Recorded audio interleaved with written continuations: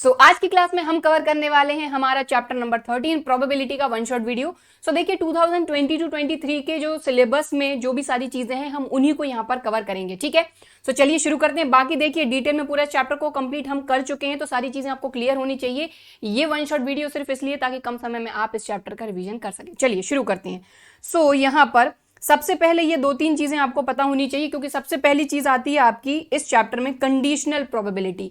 तो conditional probability को अगर आप देखें तो यहां पर क्या है, if e and f are two events, दो इवेंट हैं associated with the same sample space of a random experiment, यानी कि जो ई और एफ हमारे दोनों इवेंट हैं ये एक जो आपका रैंडम एक्सपेरिमेंट है उसी के सैंपल स्पेस से एसोसिएटेड हैं। The conditional probability of the event E given that F has occurred, that is probability of E given F is given by, तो ये फॉर्मूला है। इसको बेटर अगर समझना, सबसे पहले तो आपको sample space, random experiment, event, ये चीजें क्लियर होना चाहिए। हालांकि क्लास 11th में भी हम ये सारी चीजें पढ़ चुके हैं, लेकिन फटाफट से यहाँ पर समझेंगे। तो देखिए रैंडम एक्सपेरिमेंट क्या होता है। रैंडम एक्सपेरिमेंट मतलब कि जैसे मैंने कहा एक कॉइन को मैं टॉस करती हूँ, तो अगर आपने एक कॉइन को टॉस किया तो आपको ये चीज पता है कि अगर कॉइन को हम टॉस कर रहे हैं तो या तो हेड आ सकता है या फिर टेल आ सकता है। मतलब आप पूरे तरीके से श्योर होकर नहीं बोल सकते कि हेड ही आएगा या फिर टेल ही आएगा। तो इस तरह के एक्सपेरिमेंट जिनमें आप पूरी तरीके से श्योर नहीं हो सकते कि क्या आएगा, इस तरह के एक्सपेरिमेंट होते हैं हमारे रैंडम एक्सपेरिमेंट। समझ के बात को, या फिर मैंने एक डाई को थ्रो करा तो डाई को थ्रो करने पर आपको पता है कि 1 से लेकर 6 तक का कोई भी नंबर आ सकता है, ठीक है, तो श्योर नहीं है। तो यहां पर एग्जांपल से समझते चलेंगे, सारी चीजें क्लियर होंगी। तो रैंडम एक्सपेरिमेंट मान लो मैंने एक कॉइन को 2 बार टॉस करा, टॉसिंग अ कॉइन 2 टाइम्स, ठीक है। या फिर मैंने कहा 2 कॉइन को एक बार टॉस करना, बात एक ही है, ठीक है। तो टॉसिंग अ कॉइन 2 टाइम, अगर हम एक कॉइन को 2 बार टॉस कर रहे हैं तो क्या क्या चीजें आ सकती हैं ये आपको पता है। आपको पता है कि या दोनों पे हेड आ सकता है, या पहले पे हेड दूसरे पे टेल, या पहले पे टेल दूसरे पे हेड, या फिर दोनों पे टेल, ये चीजें आ सकती हैं। लेकिन आप श्योर होकर नहीं बोल सकते कि दोनों पे हेड ही आ जाएगा, दोनों पे टेल ही आ जाएगा, या पहले पे हेड दूसरे पे टेल, या पहले पे टेल दूसरे पे हेड, ठीक है। तो इस तरह के जो एक्सपेरिमेंट होते हैं इनको हम कहते हैं रैंडम एक्सपेरिमेंट, राइट। या फिर ताश की गड्डी, उसमें से अगर हम एक कार्ड निकाल रहे तो वो कार्ड उन 52 कार्ड में से कुछ भी हो सकता है, राइट। तो इस तरह के एक्सपेरिमेंट होगा रैंडम एक्सपेरिमेंट, क्लियर। अब बात आती है सैंपल स्पेस की। तो सिंपल सी चीज है कि भाई आपका जो भी रैंडम एक्सपेरिमेंट है, रैंडम एक्सपेरिमेंट करने पर क्या क्या चीजें आ सकती हैं। तो हमको पता है कि दोनों पे हेड, पहले पे हेड दूसरे पे टेल, पहले पे टेल दूसरे पे हेड, या दोनों पे टेल, ये चीजें आ सकती हैं।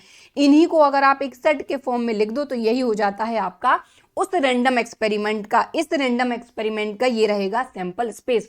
तो हर रैंडम एक्सपेरिमेंट के हिसाब से सैंपल स्पेस उसका अलग रहेगा।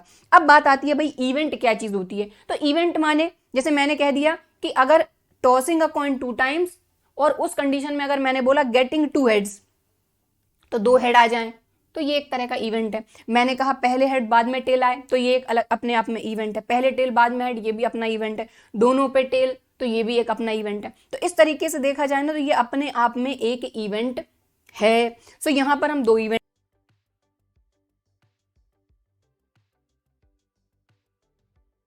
राइट। एक और हम ले लेते हैं, एक दूसरा इवेंट और ले लेते हैं, क्योंकि देखिए कंडीशनल प्रोबेबिलिटी में 2 इवेंट की बात हो रही है, इसलिए हम 2 इवेंट लेकर चलते हैं और इसी से हम कंडीशनल प्रोबेबिलिटी को समझ लेंगे, खत्म, ठीक है। सो अब दूसरा इवेंट एफ ले लेते हैं कि फर्स्ट कॉइन शोज टेल।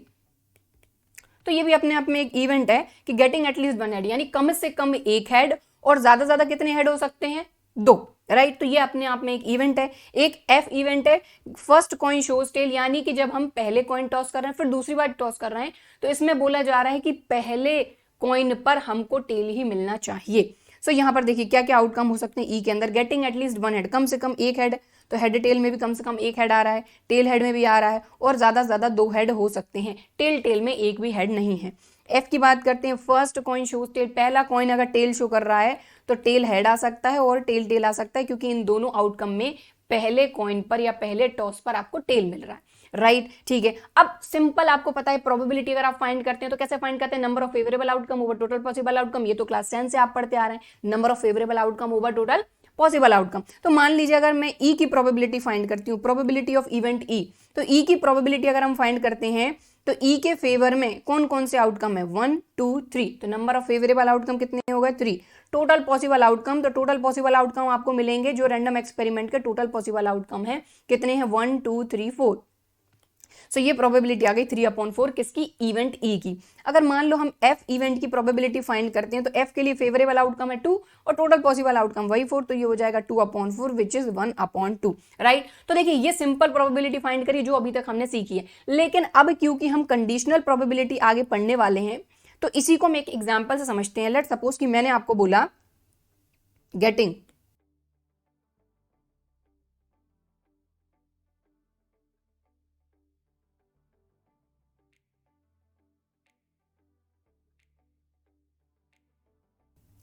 सो यहां पर क्या हुआ, गेटिंग एटलीस्ट वन हेड, इसकी प्रोबेबिलिटी आपको फाइंड करनी है गिवन। अब हमको यहां पर कुछ गिवन है, मतलब एक कंडीशन हमको दी हुई है। तो हमेशा कंडीशनल प्रोबेबिलिटी में ध्यान रखिएगा कि एक इवेंट की प्रोबेबिलिटी आपको फाइंड करनी होगी और एक इवेंट आपको गिवन रहेगा, और जो गिवन रहेगा उसी के बेस पर आपको आपकी प्रोबेबिलिटी फाइंड करनी होगी। सो देखिए गेटिंग एटलीस्ट वन हेड मतलब कि आपको देखो ई की प्रोबेबिलिटी फाइंड करनी है, गेटिंग एटलीस्ट वन हेड ई की प्रोबेबिलिटी फाइंड करनी है, बट गिवन बोला जा रहा है फर्स्ट कॉइन शोज टेल, मतलब ये चीज आपको दी हुई है, एफ आपको दिया हुआ है। तो आप एक चीज देखो, थोड़ा सा इसको वेन डायग्राम से और समझ लो, सारी चीजें क्लियर हो जाएंगी कि इस तरीके से ये हमने बनाया। ये हमारा सैंपल स्पेस है, एक इवेंट ई है, एक इवेंट एफ है, राइट। अब जो आपका एफ इवेंट है उसमें क्या है, फर्स्ट कॉइन शोज टेल, तो टेल है, टेल टेल, ठीक है। लेकिन दोनों में कॉमन और देख लो आप, दोनों में कॉमन है, देखो टेल हेड है, यहां पर भी टेल हेड है, तो दोनों में कॉमन क्या आ गया, यहां पर टेल हेड, राइट। और यहां पर क्या है, टेल टेल, यहां पर क्या है, हेड टेल, और इसके बाद हेड टेल के अलावा और क्या है, हेड हेड भी है इसमें, राइट, ठीक है।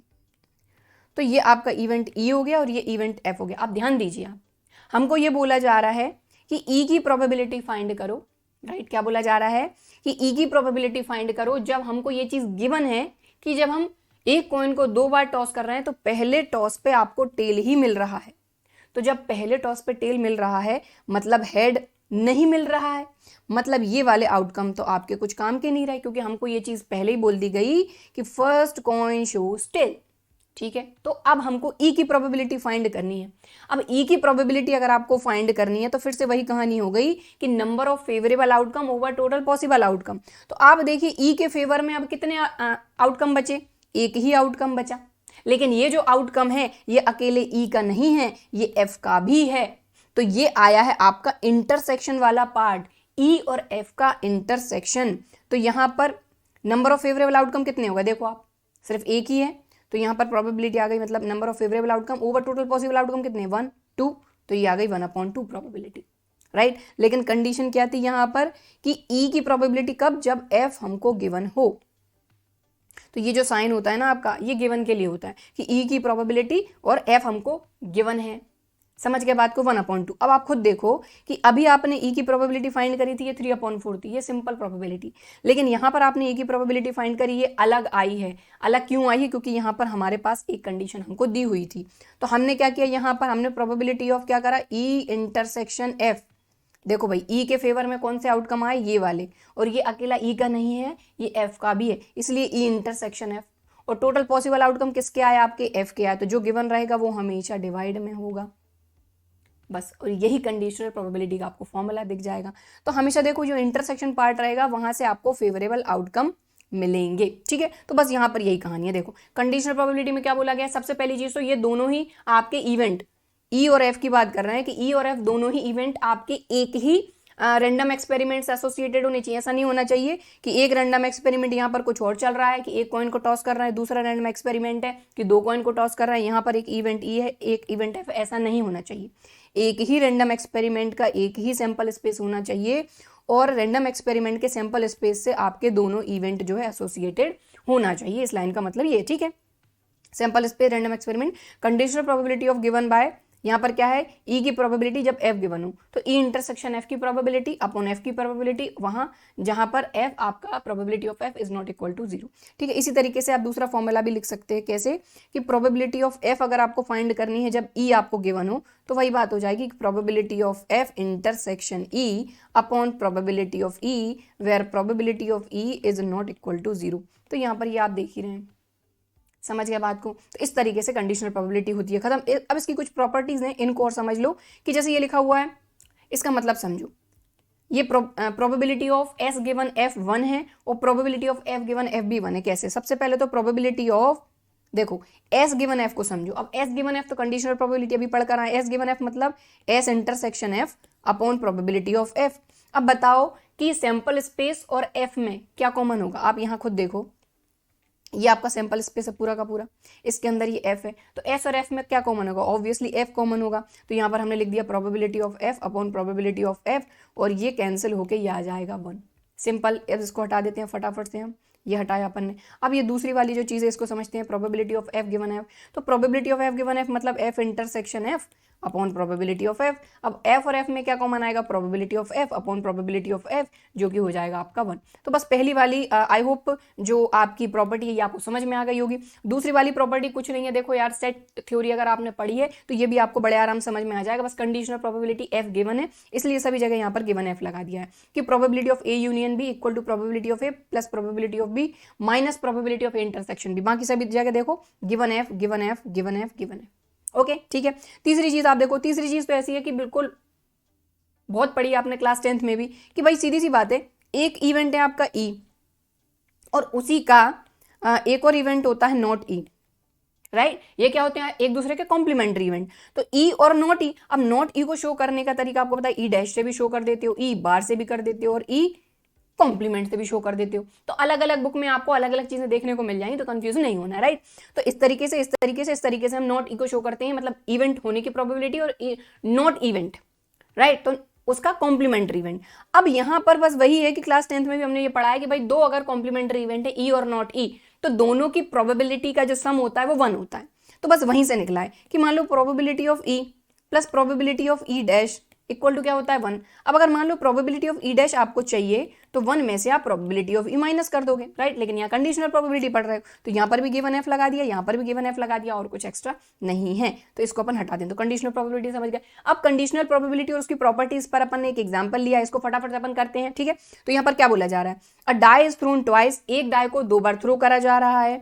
Sum of the numbers appearing is observe to be 6। अब देख लो, यही समझ लो आप, यहाँ पर क्या बोला जा रहा है कि जब हम एक डाई को 2 बार थ्रो कर रहे हैं, पहले थ्रो करा फिर दूसरी बार थ्रो करा, तो जब पहली बार और दूसरी बार थ्रो कर रहे हैं तो ये अपीयर हो रहा है कि दोनों का जो सम है, यानी जो भी 2 नंबर आ रहे हैं उनका सम आ रहा है 6, मतलब ये चीज आपको गिवन है। तो अब अगर यहां पर एक चीज गिवन है, मतलब ये आपका एफ इवेंट हो गया जो आपको गिवन होता है, राइट? इसके बाद what is the conditional probability. अगर देखो यहाँ कंडीशनल प्रोबेबिलिटी नहीं भी बोली जाती तब भी आपको ये चीज समझ जानी चाहिए कि प्रोबेबिलिटी हमको इस इवेंट की फाइंड करनी है और एक इवेंट आपको दिया हुआ है, मतलब कंडीशनल प्रोबेबिलिटी एक फाइंड करना है, एक चीज अपने को दी हुई है पहले से, बस। तो फिर चलिए, तो सबसे पहले अपन ने सपोज किया लेट, एक इवेंट ई ले लिया अपन ने जो कि अपने को फाइंड करना है। अपने को फाइंड करना है what is the probability that the number 4 has appeared at least once, ठीक है? तो इवेंट ई हो गया अपना। तो देखो इवेंट ई तो ठीक है, लेकिन सबसे पहले तो एक चीज का ध्यान रखो कि अगर एक डाई को हम 2 बार थ्रो कर रहे हैं, कितनी बार थ्रो कर रहे हैं? 2 बार थ्रो कर रहे हैं। तो क्लास 10th में हम ये चीज पढ़ चुके हैं कि एक डाई को अगर हम 2 बार थ्रो कर रहे हैं तो total number of possible outcome कितने होते हैं?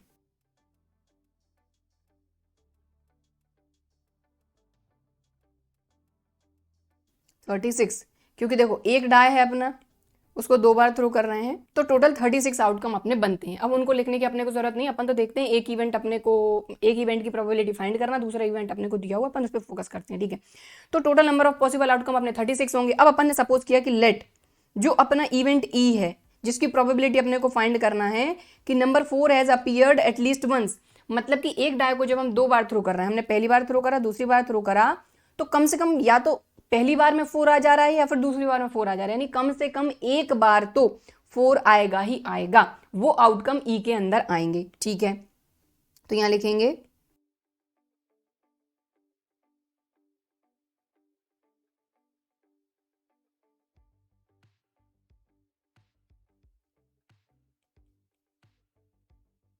तो अब ध्यान दो कि number 4 has appeared at least once, यानी कम से कम एक बार तो 4 आएगा ही आएगा, 2 बार भी आ सकता है वो आउटकम। तो देखो आपका 4 के साथ आपका 1 आ सकता है, 4 के साथ आपका 2 आ सकता है, 4 के साथ आपका 3 आ सकता है, 4 के साथ आपका 4 आ सकता है, 4 के साथ आपका 5 आ सकता है, इसके बाद 4 के साथ आपका 6 आ सकता है। बाकी 6 से ज्यादा नंबर तो अपने टाइम होते ही नहीं है। इसके बाद इसका उल्टा 1 के साथ 4 आ सकता है, 2 के साथ 4 आ सकता है, 3 के साथ 4 आ सकता है, 4 के साथ 4 तो अपन पहले लिख चुके हैं। इसके बाद 5 के साथ 4 आ सकता है और 6 के साथ 4 आ सकता है, राइट ठीक है। तो ये वो आउटकम है जिनमें एटलीस्ट कम से कम एक बार तो 4 आया ही है जब हमने डाई को 2 बार थ्रो करा है तो, ठीक है। तो ये इवेंट ई अपन ने सपोज कर लिया। अब एफ इवेंट की बात करते हैं। यहां पर क्या बोला जा रहा है, जो अपने को गिवन है, तो यहां पर बोला जा रहा है sum of the numbers appearing is observe to be 6, यानी जो नंबर आ रहे हैं, हमने डाई को एक बार थ्रो करा और दूसरी बार थ्रो करा, तो इन पे जो भी नंबर आ रहे हैं इनका सम 6 है, तो सम 6 होना चाहिए, ठीक है। तो ये अपन लिख ही लेते हैं, चलो।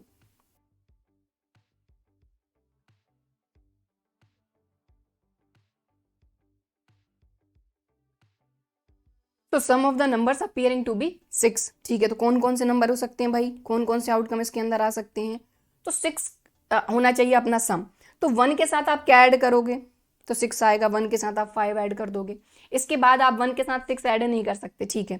तो 1 5 हो गया, इसका उल्टा 5 1 भी हो सकता है, ठीक है। इसके बाद 4 2 हो सकता है, या फिर एक मिनट, 1 के साथ हो गया, आप 2 के साथ करते हैं, तो 2 के साथ आप क्या ऐड करोगे, 4। इसके बाद 3 के साथ क्या ऐड करोगे, 3, तभी तो 6 हो रहा है ना, सम कर रहे हैं, देखो ना जरा। 1 + 5 6, 2 + 4 6, 3 + 3 6। इसके बाद ये हो जाएगा 4 2 और 5 1, राइट। सो ये एफ हो गया। अब हमको ये बोला जा रहा है, क्या बोला जा रहा है कि एफ गिवन है और ई की प्रोबेबिलिटी फाइंड करो, तो इनका इंटरसेक्शन भी फाइंड करना होगा। तो प्रोबेबिलिटी नहीं, सबसे पहले ई इंटरसेक्शन एफ फाइंड करते हैं। ई और एफ में कॉमन, तो ई और एफ में कॉमन क्या है, देखो जरा। 4 वाले देख लो, ये 4 वाला, ये 4 वाला, और यहां पर 4 2 और 2 4, कहाँ है 2 4, ये रहा, ओके। तो ये कॉमन है, तो ये अपन ने लिख लिया यहां पर 2 4 4 2, राइट। अब यहां पर क्या करेंगे, सबकी प्रोबेबिलिटी अपन अलग अलग फाइंड कर लेते हैं। तो प्रोबेबिलिटी ऑफ एफ फाइंड कर लेते हैं अपन। तो एफ की प्रोबेबिलिटी क्या हो जाएगी, देखो जरा। नंबर ऑफ फेवरेबल आउटकम कितने हैं, 1 2 3 4 5, so number of favourable outcome over total possible outcome. इसके बाद प्रोबेबिलिटी ऑफ इनका कॉमन ई इंटरसेक्शन एफ की प्रोबेबिलिटी फाइंड करते हैं, तो ये हो जाएगा 2/36। बात समझ में आ गई। अब अपन कंडीशनल प्रोबेबिलिटी फाइंड करेंगे। हमको बोला जा रहा है कि प्रोबेबिलिटी फाइंड करो ई की, कब, जब एफ गिवन हो। समझ रहे हैं बात को। यहां पर हमको बोला जा रहा है कि number 4 has appeared at least once, इसकी प्रोबेबिलिटी फाइंड करो। और हमको ये चीज पता है कि number 4 number of sum of the numbers appearing to be 6, यानी दोनों नंबर का सम जो है ये 6 आ रहा है। सो फॉर्मूला अपने को पता है, फॉर्मूला अभी अपन पढ़ कर आए कि probability of E intersection F upon probability of F. देखो जो अपने को दिया हुआ है उसी की प्रोबेबिलिटी डिवाइड में आएगी, ठीक है। तो यहाँ पर आप वैल्यू रख दो बस। तो ई इंटरसेक्शन एफ की प्रोबेबिलिटी हो गई 2/36 और एफ की प्रोबेबिलिटी हो गई 5/36। 36 से 36 गया, ये आ गया 2/5। तो प्रोबेबिलिटी ऑफ ई आ गया कब, जब गिवन एफ हो, ये आ गया 2/5 और ये हो गया आपका आंसर। इस तरीके से करना है। चलें आगे, चलो। अब बारी आती है अपनी मल्टीप्लिकेशन थ्योरम ऑन प्रोबेबिलिटी। तो मल्टीप्लिकेशन थ्योरम ऑन प्रोबेबिलिटी जो है, इसको सिंपल शब्दों में समझो कि यहां पर एक साथ, जैसे दो इवेंट है ई और एफ, तो दोनों एक साथ हो रहे हैं। जैसे मैंने कहा कि ताश की गड्डी है, 52 कार्ड्स होती है, 52 कार्ड्स में से मैंने 2 कार्ड एक साथ निकाल लिए। समझ रहे बात को, साइमल्टेनियसली 2 इवेंट एक साथ हो रहे हैं, या फिर एक के बाद एक हो रहे हैं लेकिन विदाउट रिप्लेसमेंट। इस बात को समझिएगा, क्योंकि विदाउट रिप्लेसमेंट और विद रिप्लेसमेंट से बहुत सारी चीजें चेंज हो जाएंगी। अभी आप आगे डिपेंडेंट इवेंट्स पढ़ोगे तो उसमें भी ये चीज काम में आएगी, ठीक है। तो multiplication theorem on probability simple सी बात है कि 2 इवेंट अगर एक साथ हो रहे हैं साइमल्टेनियसली, तो वहां पर 2 इवेंट के एक साथ होने की प्रोबेबिलिटी आप कैसे फाइंड करोगे, वहां पर मल्टीप्लिकेशन थ्योरम ऑन प्रोबेबिलिटी आपकी लगती है। तो देखो यहां पर सिंपल सा आप समझ लो कि ई और एफ 2 इवेंट है, वही associated with the same sample space और सेम रैंडम एक्सपेरिमेंट, ठीक है। हमारा सैंपल स्पेस एसोसिएटेड है। अब ई इंटरसेक्शन एफ का मतलब, अभी आप देखो, अभी अपन ने यहां पर क्या पढ़ा था, ई और एफ एक साथ अपीयर हो रहा है कब, ई इंटरसेक्शन एफ से उसको शो करोगे, ठीक है ना। ई और एफ के एक साथ होने की प्रोबेबिलिटी अगर आपको फाइंड करना है तो ऑब्वियसली इसके इंटरसेक्शन से तो आप शो करोगे। तो यहां पर वही है कि E intersection F denotes the event that both E and F have occurred. E और F एक साथ अकर हुए हैं, उसको शो करने का तरीका क्या, E इंटरसेक्शन F। अब कई बार E इंटरसेक्शन F भी लिख देते हैं, कई बार EF भी लिख देते हैं, तो कंफ्यूज नहीं होना है, ठीक है। In other words, E intersection F denotes the simultaneously occurrence of the events E and F. E और F के एक साथ अकर होने को हम E इंटरसेक्शन F से शो करते हैं। अब यहां पर बात को समझिएगा कि ई इंटरसेक्शन एफ या फिर इसको ई एफ हम इस तरीके से लिखते हैं, दो इवेंट एक साथ हो रहे हैं। तो आप ध्यान दीजिए, जब दो इवेंट एक साथ हो रहे हैं, एक के बाद एक नहीं, ठीक है, एक साथ हो रहे हैं, तो सबसे पहले हम ई की प्रोबेबिलिटी इंटू एफ की प्रोबेबिलिटी, लेकिन सीधी सी बात है एफ के पहले ई ऑलरेडी हो चुका है, तो गिवन ई ऑलरेडी अकर्ड, ठीक है। या फिर मान लो एफ इंटरसेक्शन ई है या फिर एफ ई लिखा हुआ है हमने, तो प्रोबेबिलिटी ऑफ एफ हमने फाइंड किया, फिर उसी के मल्टीप्लाई में ई की प्रोबेबिलिटी फाइंड करेंगे, लेकिन ई के पहले एफ ऑलरेडी अकर्ड, तो यहां पर हम लिखेंगे where probability of f probability of e is not equal to 0। तो ये समझने वाली बात है। अब इन क्वेश्चंस में या तो आपको बोला जाएगा कि एक साथ हमने दो कार्ड निकाले साइमल्टेनियसली, तब आपको समझ जाना है कि मल्टीप्लिकेशन थ्योरम ऑन प्रोबेबिलिटी वाला कॉन्सेप्ट लगेगा, या फिर अगर आपको 1 बाय 1 भी बोला गया है कि 1 बाय 1 हमने दो कार्ड निकाले या 1 बाय 1 हमने दो बॉल निकाली, तो वहां पर आपको मेंशन किया जाएगा विदाउट रिप्लेसमेंट। विदाउट रिप्लेसमेंट मतलब कि अगर मान लो कोई बॉक्स है, उसमें हमने 5 बॉल रखी हुई हैं, हम एक के बाद एक बॉल निकाल रहे हैं, तो हमने पहली बॉल निकाली, ठीक है, उसके बाद दूसरी बॉल निकाली, लेकिन अगर यहां पर बोला जा रहा है विदाउट रिप्लेसमेंट मतलब वापस नहीं रखा, तो आप समझ जाना कि मल्टीप्लिकेशन थ्योरम ऑन प्रोबेबिलिटी का ये क्वेश्चन है। अब एग्जांपल करेंगे, सारी चीज क्लियर हो जाएगी, ठीक है। अब जैसे मान लो यहां पर 3 इवेंट है एक साथ हो रहे हैं, तब क्या, तो इसको समझ लोगे अच्छे समझ में। देखो प्रोबेबिलिटी ऑफ ई एफ और जी, 3 इवेंट एक साथ हो रहे हैं, समझना बात को, 3 इवेंट एक साथ हो रहे हैं, ठीक है, ठीक है, साइमल्टेनियसली तीनों इवेंट एक साथ हो रहे हैं, या फिर ताश की गड्डी से हमने 3 कार्ड एक साथ निकाल लिए, तब तो सबसे पहले मान लो हमने ई की प्रोबेबिलिटी फाइंड करी, एक मिनट, हमने ई की प्रोबेबिलिटी फाइंड करी, इसी के बाद एफ की प्रोबेबिलिटी फाइंड करेंगे, लेकिन भाई एफ के पहले ई ऑलरेडी अकर्ड, तो यहां पर हम ये मेंशन करेंगे, ठीक है। अब इसके बाद ई एफ हो गया, अब जी की प्रोबेबिलिटी, लेकिन जी के पहले आपको पता है कि ई और एफ दोनों ही ऑलरेडी अकर्ड, तो यहां पर लिख देंगे ई एफ। बात समझ गए। अब यहां पर 4 के लिए और समझ ही लो, और अच्छे समझ में आ जाएगा। यहां पर सबसे पहले ए की प्रोबेबिलिटी, फिर हम बी की प्रोबेबिलिटी फाइंड करेंगे, लेकिन बी के पहले ए ऑलरेडी अकर्ड, ठीक, फिर सी की प्रोबेबिलिटी, लेकिन सी के पहले ए और बी ऑलरेडी अकर्ड, फिर प्रोबेबिलिटी ऑफ डी फाइंड करेंगे, लेकिन डी के पहले a B c already occurred. इस तरीके से मल्टीप्लिकेशन थ्योरम ऑन प्रोबेबिलिटी काम करती है, ठीक है।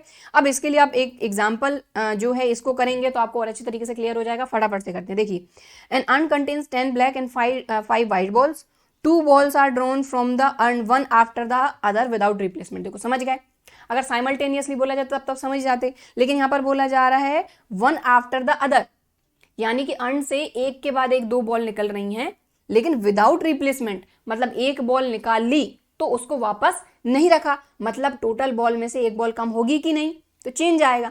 तो यहां पर आपकी जो है मल्टीप्लिकेशन थ्योरम ऑन प्रोबेबिलिटी लगेगी। तो हमने बना लिया भाई अर्न, इस तरीके से हमने बना लिया, ठीक है।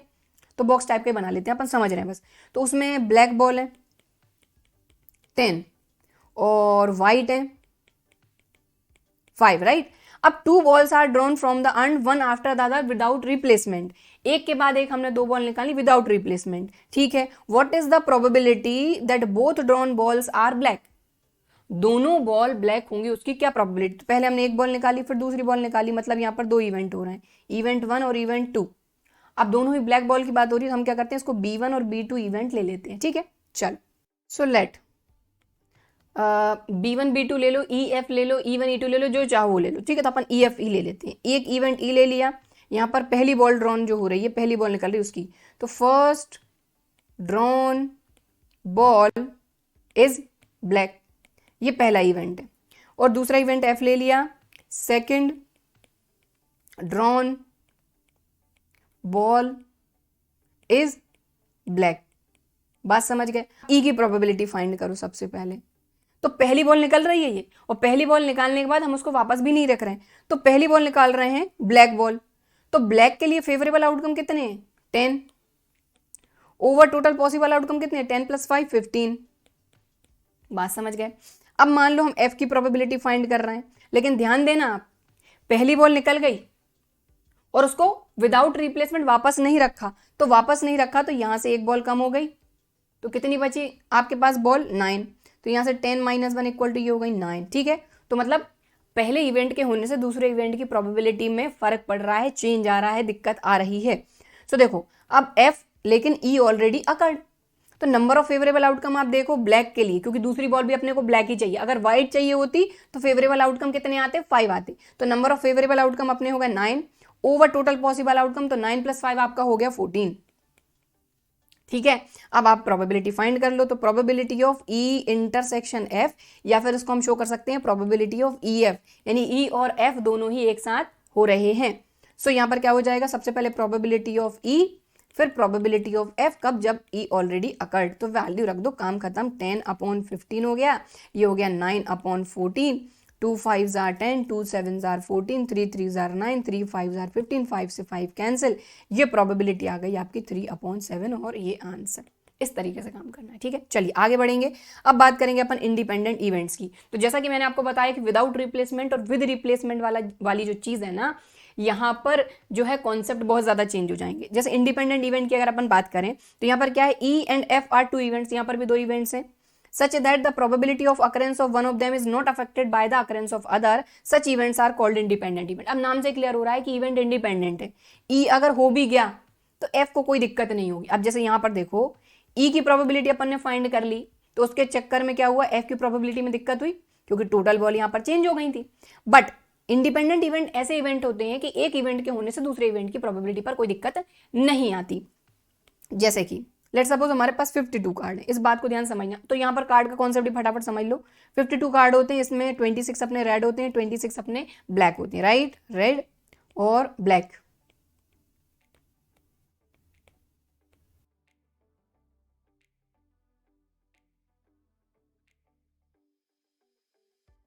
ठीक है, तो 26 अपने रेड होते हैं, 26 ब्लैक होते हैं। अब रेड में भी 13 में डिवाइड होते हैं, 13 हार्ट होते हैं, 13 डायमंड होते हैं, इसके बाद 13 क्लब होते हैं और 13 स्पेड होते हैं। अब यहाँ पर आपके पास जो फेस कार्ड होते हैं वो भी होते हैं। तो फेस कार्ड अपने होते हैं किंग, क्वीन, जैक। 4 किंग होते हैं, 4 क्वीन होते हैं, 4 जैक होते हैं। इसके अलावा अपने पास 4 एस भी होते हैं, राइट। तो आई होप इससे आपको क्लियर हो गया होगा कार्ड वाली थ्योरी फटाफट से। ठीक है, क्योंकि अगर ये कार्ड की थ्योरी आपको पता नहीं है तो ऑब्वियसली इसके क्वेश्चन कैसे कर पाएंगे, राइट। तो ये हो गई इसकी थ्योरी। अब मान लो इसी में हम कोई इवेंट ले लेते हैं, let drawn card is an ace. ठीक है, और एक इवेंट एफ ले लिया हमने कि drawn card is a spade.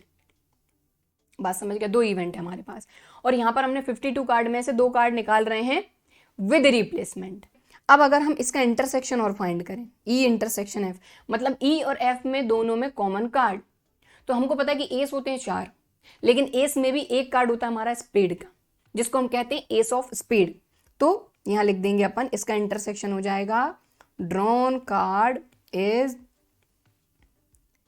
S of spade. तो आई होप इतनी बात क्लियर हो गई होगी। ठीक है, अब यहाँ पर सबसे पहले हम ई की प्रोबेबिलिटी फाइंड करते हैं। तो प्रोबेबिलिटी ऑफ ई मतलब drawn card is an ace. तो एस के आने की probability number of favourable outcome over total possible outcome. भाई एस के 4 ही कार्ड होते हैं तो वो फेवरेबल आउटकम होगा ओवर टोटल पॉसिबल आउटकम। अब अगर हम एफ की बात करें, प्रोबेबिलिटी ऑफ एफ, तो एफ की अगर बात करें drawn card is a spade, तो स्पेड कितने होते हैं आपके, 13 स्पेड होते हैं। तो number of favourable outcome over total possible outcome, right, बात समझ गए। अब इसके बाद अगर ई इंटरसेक्शन एफ की प्रोबेबिलिटी हम फाइंड करते हैं, ई इंटरसेक्शन एफ की प्रोबेबिलिटी, तो drawn card is an ace of spade. तो एस ऑफ स्पेड तो हमको पता है बहुत अच्छे तरीके से, एक ही कार्ड होता है, तो ये हो गई प्रोबेबिलिटी। बात समझ गए। अब एक चीज का ध्यान दो, अगर मान लो यहीं पर आपको प्रोबेबिलिटी ऑफ एफ फाइंड करना हो, कब, जब ई गिवन हो। समझ रहे हैं बात को। तो एफ गिवन ई, तो यहां पर क्या फॉर्मूला हो जाएगा, probability of F intersection E upon probability of E. तो ध्यान देना एक चीज का कि ई इंटरसेक्शन एफ या एफ इंटरसेक्शन ई बात एक ही होती है। तो यहाँ पर लिख देते हैं प्रोबेबिलिटी ऑफ एफ इंटरसेक्शन ई, यहाँ पर वैल्यू रखो आप। तो एफ इंटरसेक्शन ई 1/52 हो गया, और ई की प्रोबेबिलिटी हो गई 4/52, 52 से 52 गया, तो probability of F given E जो है ये आपका आ गया 1/4। अब ये करने का क्या मतलब था, ठीक है। तो यहां पर अपन जो अपने इंडिपेंडेंट इवेंट्स हैं उनको समझ रहे हैं इससे, कि आप देखिए यहां पर एफ की प्रोबेबिलिटी आपने फाइंड करी, कब, जब ई गिवन है। क्या आई, ई के गिवन होने पर भी 1/4 आई ना, और अभी आपने यहां पर इसको अपन ने कैंसिल नहीं किया, अगर कैंसिल करेंगे तो ये हो जाएगा 1/4। ठीक है, तो यहां पर कुछ नहीं होने पर भी आपकी प्रोबेबिलिटी 1/4 ही है एफ की। तो एफ की प्रोबेबिलिटी यहाँ देखो वही है, और ई के होने पर भी एफ की प्रोबेबिलिटी आपकी वही है।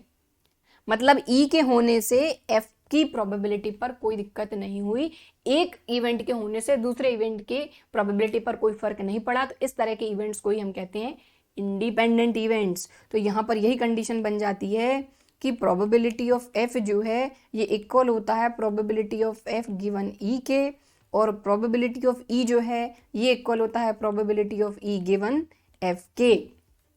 और अगर यहाँ पर आप मल्टीप्लिकेशन थ्योरम ऑन प्रोबेबिलिटी लगा देते हो, मल्टीप्लिकेशन थ्योरम ऑन प्रोबेबिलिटी लगा देते हो, तो ये क्या हो जाएगा, प्रोबेबिलिटी ऑफ, एक मिनट, ई इंटरसेक्शन एफ। तो ये क्या होता है, प्रोबेबिलिटी ऑफ ई और प्रोबेबिलिटी ऑफ एफ कब, जब ई गिवन हो।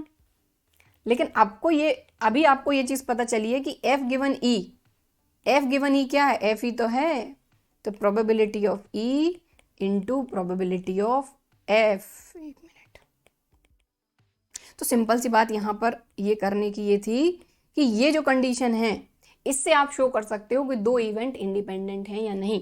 तो इस तरह के क्वेश्चन अगर आपसे पूछे जाते हैं कि ये दो इवेंट हैं, आप शो करो कि ये दोनों इंडिपेंडेंट है या नहीं, जो भी पूछा है, तो ये कंडीशन का यूज करके आप शो कर सकते हो। वही चीज हम आगे करने वाले हैं।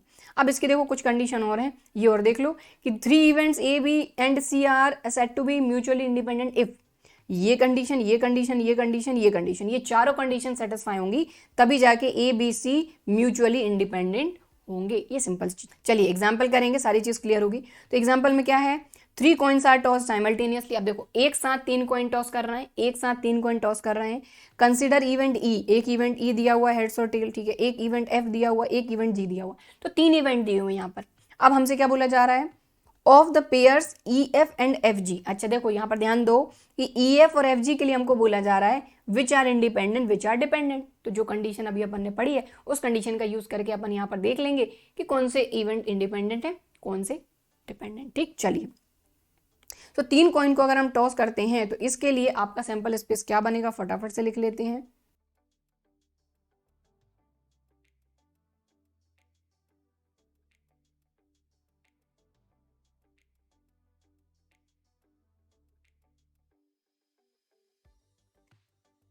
ठीक है, तो ये हमने सैंपल स्पेस बना लिया कि 3 कॉइन अगर एक साथ टॉस करते हैं तो क्या क्या टोटल पॉसिबल आउटकम हो सकते हैं। चलिए अब जो जो इवेंट दिए गए, इवेंट ई दिया हुआ है कि 3 हेड्स और 3 टेल्स, तो ये हम सब लिख लेते हैं।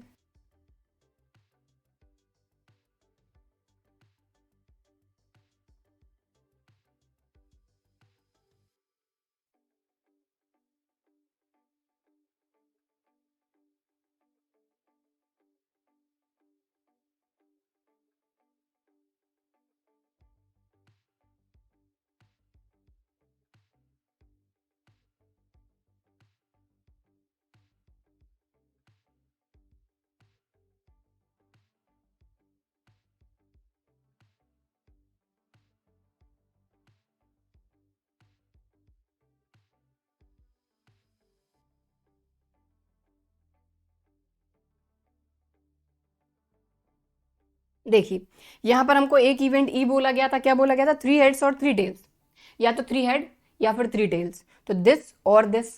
ठीक है, ये कॉमा मतलब इनके बीच में और लगा हुआ है, ध्यान दीजिए, या तो ये हिंदी में या इंग्लिश में ओ आर और। ठीक है, एक इवेंट एफ दिया हुआ एटलीस्ट 2 हेड, यानी कम से कम 2 हेड, ज्यादा कितने हेड है यहाँ पर 3, तो ये हो सकता है, तो कम से कम 2 हेड, ज्यादा 3, तो कम से कम 2 हेड ये हैं, ये हैं, ये हैं और ये हैं, तो ये हमने लिख दिया। ठीक है, इसके बाद एटमोस्ट 2 हेड, ज्यादा से ज्यादा 2 हेड, 2 हेड से ज्यादा नहीं होना चाहिए, बाकी सब चलेगा।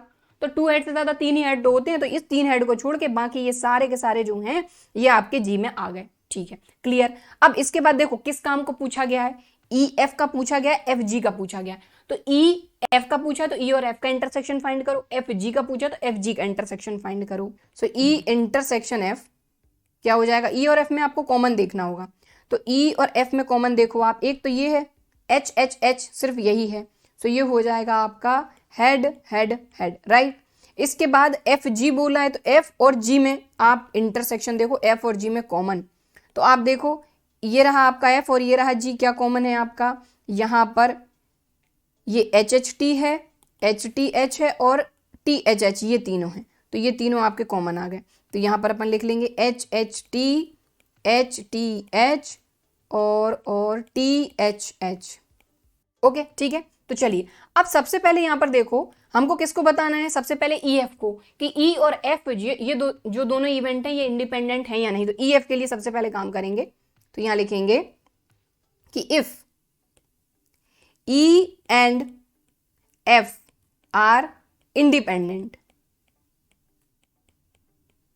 अगर ये दोनों इंडिपेंडेंट हैं तो कंडीशन क्या होनी चाहिए, E इंटरसेक्शन F की probability equal to probability of E into probability of F।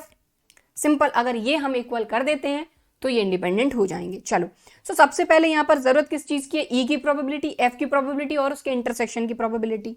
तो यहां पर प्रोबेबिलिटी ऑफ E फाइंड करते हैं, E की प्रोबेबिलिटी। तो E के लिए फेवरेबल आउटकम देखो, E के फेवरेबल आउटकम 2/8, तो ये हो गया 2/8। ठीक है, F की प्रोबेबिलिटी फाइंड कर लो, तो F की प्रोबेबिलिटी देखो जरा, F क्या है, F के फेवरेबल आउटकम है 1 2 3 4 ओवर टोटल पॉसिबल आउटकम 8, तो ये हो जाएगा 4/8। और E इंटरसेक्शन F, इनकी प्रोबेबिलिटी, तो E और F में कॉमन तो आपको एक ही मिला था, देखो जरा, तो favourable outcome over total possible outcome ये हो गया 1/8। सिंपल, अब यहाँ पर वैल्यू रख दो सिंपल, तो E intersection F, probability of E intersection F equal to probability of E into probability of F। अगर ये हम अप्रूव कर देते हैं तो ये दोनों इवेंट हो जाएंगे इंडिपेंडेंट, राइट। तो E इंटरसेक्शन F आया अपना 1/8, E की प्रोबेबिलिटी 2/8, F की आई 4/8, और यहाँ पर आप देख पा रहे हैं 4 2 8 से ये 8 गया, और यहाँ पर आ गया 1/8 इक्वल टू 1/8। तो यहाँ पर लिखेंगे so therefore E and F are independent. Simple, right. अब F और G के लिए बोला गया, दूसरा अपने पास पेयर क्या है, FG, तो ये पूरा काम FG के लिए करेंगे। सो यहां लिखेंगे for F and G, F and G। तो सबसे पहले F की प्रोबेबिलिटी फाइंड करो, probability of F, probability of G और probability of F intersection G। तो F की प्रोबेबिलिटी तो अपन ने अब भी फाइंड करी थी 4/8। G की प्रोबेबिलिटी, तो G के फेवरेबल आउटकम देखो जरा, G कहाँ है, ये रहा G, इसके फेवरेबल आउटकम 1 2 3 4 5 6 7, 7/8। और F intersection G, F intersection G 1 2 3, 3/8। तो अब F और G अगर आपके इंडिपेंडेंट इवेंट्स हैं तो हमारी कंडीशन सेटिस्फाई होगी, और नहीं है तो नहीं होगी। अब इंडिपेंडेंट नहीं है मतलब क्या है, डिपेंडेंट। तो चलो यहां पर लिखेंगे कि if F and G are independent, then probability of probability of F intersection G equal to probability of F, probability of G। तो यहाँ वैल्यू रख देते हैं, तो F इंटरसेक्शन G कितना था अपना 3/8, F की प्रोबेबिलिटी 4/8, 7/8, तो ये हो गई 4/8, ये हो गई 7/8।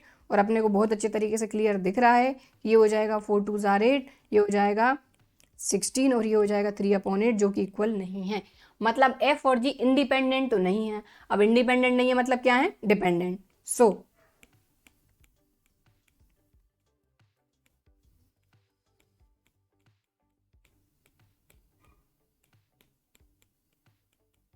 दैट्स इट, ठीक है। तो आई होप इतनी बात क्लियर हो गई होगी। अब आगे बढ़ते हैं अपन। अब आगे आएगा आपका partition of a sample space, क्योंकि थ्योरम ऑफ टोटल प्रोबेबिलिटी जो है उसमें ये पार्टीशन आपके काम आएगा। पार्टीशन मतलब सिंपल है कि कोई भी आपका सैंपल स्पेस है, सैंपल स्पेस के अंदर आपके कई सारे इवेंट हो सकते हैं, ठीक है। तो इस तरीके से कई सारे इवेंट है, E1 से लेके EN तक कई सारे इवेंट हैं। ये सारे के सारे इवेंट का जो सेट है इसको हम पार्टीशन कह सकते हैं सैंपल स्पेस का। लेकिन इसके लिए 3 कंडीशन सेटिस्फाई करनी पड़ेंगी यहाँ पर, कि मान लीजिए इस तरीके से थोड़ा सा एक फिगर और बना देती हूँ मैं, कि मान लो ये एक इवेंट E1 है, ये E2 है, ये E3 है, यहाँ पर E4 है, यहाँ पर E5 है, यहाँ E6 है। इस तरीके से कई सारे इवेंट आपके सैंपल स्पेस के अंदर हो सकते हैं, ठीक है। लेकिन ये सारे के सारे इवेंट्स का सेट आपका हो सकता है पार्टीशन, लेकिन कंडीशन क्या है कि कोई भी इवेंट उठा लो आप, इनमें कुछ भी कॉमन नहीं होना चाहिए। मान लो मैंने इवेंट E1 लिया और E5 लिया, तो E1 E5 में कुछ भी कॉमन नहीं होना चाहिए, मतलब इनका इंटरसेक्शन होना चाहिए पहली चीज। दूसरी चीज क्या है कि सारे के सारे इवेंट का अगर यूनियन कर दें, समझ रहे बात को, E1 union E2 union E3 union E4 union E5 union E6, तो ये पूरा का पूरा क्या बनना चाहिए, आपका सैंपल स्पेस ही बनना चाहिए। तो ये आपकी कहलाती है दूसरी कंडीशन कि सारे के सारे इवेंट का यूनियन आपका सैंपल स्पेस होना चाहिए। दूसरी चीज, कोई भी इवेंट आपका रहे उसकी प्रोबेबिलिटी हमेशा 0 से बड़ी होनी चाहिए। ये 3 कंडीशन होती हैं किसी भी सैंपल स्पेस का पार्टीशन होने के लिए। अब उसी पार्टीशन का यूज करा है आपका थ्योरम ऑफ टोटल प्रोबेबिलिटी में। इससे क्वेश्चन आते हैं और बहुत अच्छे क्वेश्चन आते हैं, ज्यादा नंबर के क्वेश्चन भी आते हैं। ठीक है, देखो यहां पर ये बोला जा रहा है let this be a partition of a sample space. ये पार्टीशन वही जो 3 कंडीशन सेटिस्फाई करेगा। ठीक है, तो उसको अगर हम पार्टीशन कहते हैं, and suppose that each of the events has non zero probability of occurrence, let A be an event associated with S. अब देखो ध्यान देना, ये तो सारे इवेंट हैं आपके सैंपल स्पेस के अंदर और ये पार्टीशन है, लेकिन यहां पर एक और इवेंट कोई है ए जो कि इसी सैंपल स्पेस से एसोसिएटेड है, और अगर उसकी प्रोबेबिलिटी आपको फाइंड करना है तो उसके लिए आपका ये फॉर्मूला बनता है। ठीक है, क्लियर, समझ गए बात को कि बहुत सारे आपके देखो ये सारे के साथ देखो डिटेल में अपन पूरा पढ़ चुके हैं, तो ये आपका फॉर्मूला है। लेकिन इसी को समझने के लिए अपन एक फटाक से एक एग्जांपल लेते हैं, वो बेटर रहेगा कि यहाँ पर देखो कई सारे इवेंट है E1 E2 से लेके EN तक, लेकिन हम यहाँ पर 2 इवेंट लेते हैं, बैग 1 और बैग 2। तो हमने 2 इवेंट ले ली, एक बैग 1 हो गया और एक बैग 2 ले लेते हैं।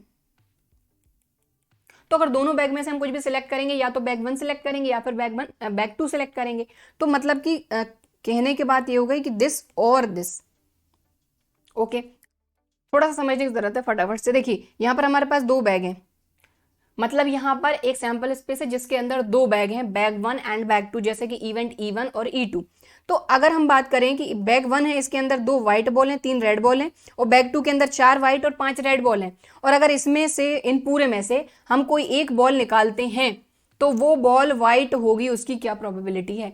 तो बॉल के व्हाइट निकलने की प्रोबेबिलिटी आपको फाइंड करनी है। लेकिन सीधी सी बात है कि बॉल आप निकालोगे, लेकिन ऑब्वियसली उसके पहले आप बैग को तो सिलेक्ट करोगे कि बैग 1 से हम बॉल निकालेंगे या बैग 2 से। सिंपल सी बात है कि यहां पर अगर आप देखें तो सबसे पहले तो आपको बैग को सिलेक्ट करने की प्रोबेबिलिटी फाइंड करनी होगी कि बैग 1 के आने की क्या प्रोबेबिलिटी है, बैग 2 के आने की क्या प्रोबेबिलिटी है। समझ रहे हैं बात को। तो सबसे पहले हमने प्रोबेबिलिटी फाइंड करी बैग 1 की, तो बैग 1 की, अब 2 ही बैग हैं तो ऑब्वियसली प्रोबेबिलिटी हाफ हाफ हो जाएगी, तो ये हो जाएगा 1/2, क्योंकि एक बैग 1 के फेवर में एक और 2 बैग, टोटल पॉसिबल आउटकम 1/2। और बैग 2 की अगर बात करें तो प्रोबेबिलिटी ऑफ बैग 2 ये हो जाएगा, ये भी अपना 1/2। लेकिन अब ध्यान दो कि अगर हम बैग 1 को सिलेक्ट करते हैं कि इसमें से हम बॉल निकालेंगे, ठीक है, मतलब बैग 1 तो ऑलरेडी सिलेक्टेड, राइट, मतलब कि बैग 1 ऑलरेडी अकर्ड।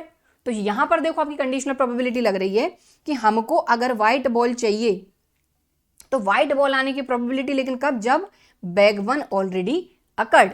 सेम चीज यहां पर होगी कि व्हाइट बॉल तो ठीक है लेकिन बैग 2 ऑलरेडी अकर्ड। ठीक है, तो अब यहां पर देखो आप कि व्हाइट बॉल जो है बैग 1 में कितनी है, आप देखो 2 है, और टोटल पॉसिबल आउटकम 5, तो ये हो गया 2/5। ठीक है, और अगर हम बैग 2 सिलेक्ट करते हैं, मान लो हमने बैग 2 सिलेक्ट कर लिया, तो बैग 2 में favourable outcome over total possible outcome 9, तो ये हो गया 4/9। बात समझ गए। तो अब यहां पर हमको बोला जा रहा है कि आप व्हाइट बॉल निकलने की प्रोबेबिलिटी फाइंड करो। ठीक है, तो इसको सिंपल तरीका इसका ये है कि देखो एक तो ये कंडीशन चल रही है, एक ये कंडीशन चल रही है, या तो ये बैग सिलेक्ट होगा या फिर ये बीच में और लगा हुआ है। मतलब कि देखो अगर यहां पर आप बात करो तो यहां पर आपकी लग रही है मल्टीप्लिकेशन थ्योरम ऑन प्रोबेबिलिटी, क्योंकि यहां पर आप बैग को भी सिलेक्ट कर रहे हो और व्हाइट बॉल को भी सिलेक्ट कर रहे हो, मतलब 2 इवेंट एक साथ हो रहे हैं, राइट। ठीक है, तो यहां तो आपकी मल्टीप्लिकेशन थ्योरम ऑन प्रोबेबिलिटी लग जाएगी, राइट, और यहां पर और लगा हुआ है तो प्लस लग जाएगा, और यहां पर भी आपकी मल्टीप्लिकेशन थ्योरम ऑन प्रोबेबिलिटी लग जाएगी। सिंपल सी बात अगर समझें तो थोड़ा सा इसको छोटा करते हैं अपन, तो उसको अपन ने थोड़ा छोटा कर दिया। अब देखो यहां पर अगर हमको प्रोबेबिलिटी फाइंड करनी है गेटिंग व्हाइट बॉल, समझिएगा व्हाइट बॉल की प्रोबेबिलिटी, तो देखो सबसे पहले ये हो सकता है कि सबसे पहले हमको बैग 1 सिलेक्ट करना होगा। ठीक है, बैग 1 की प्रोबेबिलिटी और प्रोबेबिलिटी ऑफ व्हाइट बॉल जब बैग 1 ऑलरेडी सिलेक्टेड, या फिर बीच में लगेगा और means union, union means plus probability of bag 2 select होने की प्रोबेबिलिटी और व्हाइट बॉल की प्रोबेबिलिटी जब बैग 2 ऑलरेडी सिलेक्टेड। तो यही तो कहानी है कि सबसे पहले जो इवेंट हमारे पास हैं 2 इवेंट, उनके बाद फिर जो हमको सिलेक्ट करने के लिए बोला गया है कि व्हाइट बॉल ही आए, उसकी प्रोबेबिलिटी बताओ, तो बैग 1 ऑलरेडी सिलेक्टेड, यहाँ पर बैग 2 ऑलरेडी सिलेक्टेड, तो यहाँ पर वही कहानी है, देखो probability of E1, probability of E2, probability of En, ठीक है, ये तो हो ही रहा है, लेकिन ए की प्रोबेबिलिटी,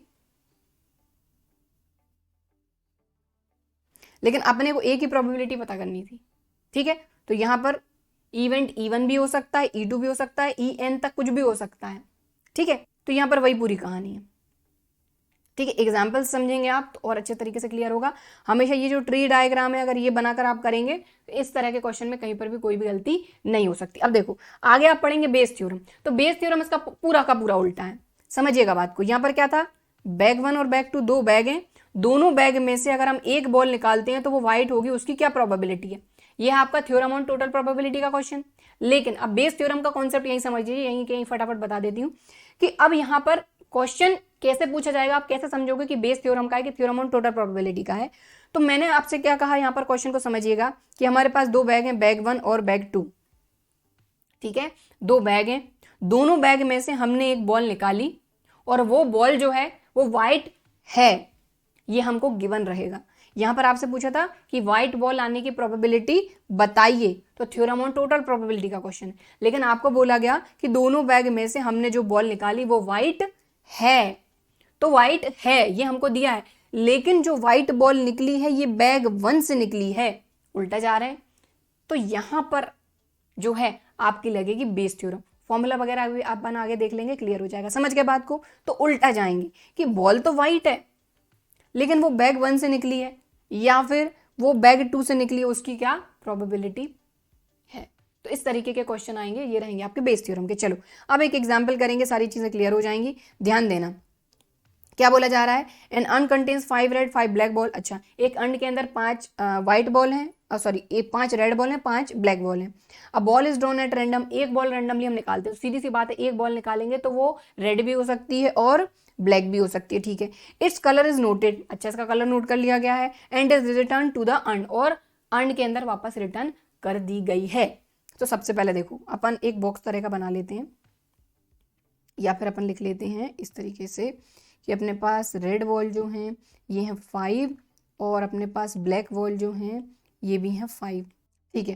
तो अपने अर्न के अंदर 5 रेड बॉल हैं, 5 ब्लैक बॉल हैं। अब एक बॉल अपन पिक कर रहे हैं, ध्यान दीजिए, एक बॉल पिक कर रहे हैं, उसका कलर नोट करा जा रहा है। तो अब जो बॉल पिक होगी, फर्स्ट पिक जो रहेगा आपका, फर्स्ट पिक जो रहेगा, अब उसमें आपकी रेड बॉल भी आ सकती है, ब्लैक भी आ सकती है, इसलिए मैंने यहां पर लिख दिया कि पहली बॉल आपकी रेड भी आ सकती है और या फिर ब्लैक भी आ सकती है, और यहाँ 1 इसलिए लगा दिया क्योंकि ये पहला पिक है। अगर हम अर्न में से एक बॉल निकाल रहे हैं तो पहली बॉल निकाल रहे हैं, अब वो पहली बॉल आपकी रेड भी आ सकती है और ब्लैक भी आ सकती है, ठीक है। चलो अब आगे बढ़ेंगे, यहाँ पर बोला जा रहा है कि निकाला, कलर देखा और वापस रख दिया, वापस रख दिया मतलब टोटल बॉल जो है वो उतनी की उतनी, उनमें कोई चेंजेस नहीं है, ठीक है। अब more over 2 additional ball of the color drawn are put in the urn and then a ball is drawn at random। अब यहाँ पर ये बोला जा रहा है कि जिस कलर की बॉल निकली है, देखो पहली बॉल निकाली, कलर नोट करा और फिर वापस रख दी, तो जिस कलर की बॉल निकली है उसी कलर की और 2 बॉल हम ऐड कर रहे हैं। तो यहाँ पर देखो 2 कंडीशन बन रही है, मान लो रेड बॉल निकली तो ऑब्वियसली रेड कलर की 2 बॉल ऐड करेंगे, तो रेड बॉल जो है वो हो जाएंगी आपकी 5 + 2 ये हो जाएंगी 7, और ब्लैक तो आपकी 5 की 5 रहेंगी। लेकिन या फिर ये भी हो सकता है कि अगर ब्लैक बॉल निकली है, पहला पिक अगर ब्लैक निकला है तो आपकी रेड बॉल तो 5 की 5 रहेंगी, लेकिन ब्लैक जो है ये हो जाएंगी 5 + 2 ये हो जाएंगी 7। समझ रहे हैं बात को, ये दोनों कंडीशन चल रही हैं आपकी, है ना। अब आगे ये बोला जा रहा है और उसके बाद फिर एक बॉल हम पिक कर रहे हैं, अब उस बॉल के बारे में पूछा जा रहा है, what is the probability that the second ball is red. अब जो दूसरी बॉल निकलेगी वो रेड रहेगी, उसकी क्या प्रोबेबिलिटी है। कहने का मतलब ये हो गया कि सेकंड बॉल जो है वो रेड निकलेगी, उसकी क्या प्रोबेबिलिटी है। तो सेकंड बॉल रेड निकलेगी, लेकिन कब, जब पहली बॉल भी रेड निकली थी, राइट। और यहां पर क्या कंडीशन आएगी, और सेकंड बॉल रेड निकलेगी लेकिन कब, जब पहली बॉल आपकी ब्लैक निकली थी। तो ये 2 कंडीशन बन रही हैं। तो देखो यहां पर समझ रहे हैं बात को कि यहां पर हमने पहली बॉल निकाली, अब ये रेड भी हो सकती है, ब्लैक भी हो सकती है। तो यहां पर देखो 2 इवेंट बने ना अपने, ठीक है। अब इसके बाद इन्होंने बोला कि अगर रेड निकली तो 2 रेड ऐड कर दो, या फिर अगर मान लो ब्लैक निकली तो 2 ब्लैक ऐड कर दो। अब इसके बाद दूसरी बॉल, अब अगर ये बोला जा रहा है कि दूसरी बॉल R2 2 यानी सेकंड बॉल रेड निकलेगी, उसकी क्या प्रोबेबिलिटी है। ठीक है, तो यहाँ पर सेकंड बॉल रेड, लेकिन कब, जब पहली बॉल रेड निकली है। सेकंड बॉल रेड जब, कब, जब पहली बॉल ब्लैक निकली है, बस सिंपल सी बात है। तो यहाँ पर प्रोबेबिलिटी आ जाएगी आपकी 7/12 और यहाँ पर प्रोबेबिलिटी आ जाएगी 5/12।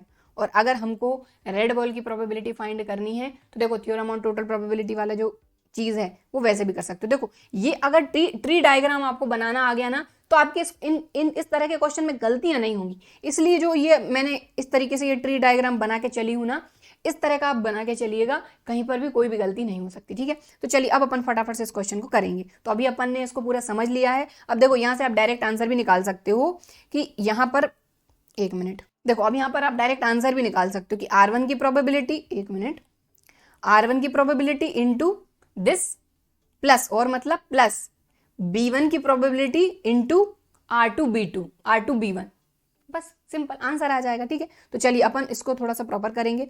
तो यहाँ पर देखिए अपने को प्रोबेबिलिटी किसकी चाहिए, probability of getting red ball.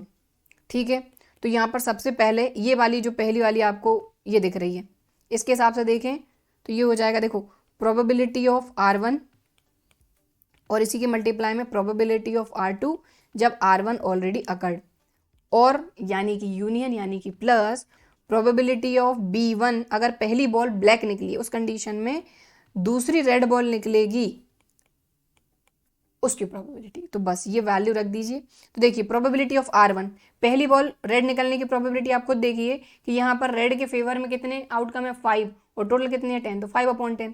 अब ब्लैक बॉल की बात करें तो ब्लैक बॉल के लिए भी क्या आ जाएगा, नंबर ऑफ फेवरेबल आउटकम होगा टोटल पॉसिबल आउटकम यानी 5/10 दोनों के लिए। तो यहाँ पर वैल्यू रख देंगे अपन, ये हो जाएगा देखो 5/10 इंटू R2 R1 दिख रहा है आपको 7/12 प्लस प्रोबेबिलिटी ऑफ B1 ये भी अपना 5/10 इंटू R2B1 ये हो जाएगा 5/12। बस इसको सॉल्व कर लीजिए और आपका काम खत्म।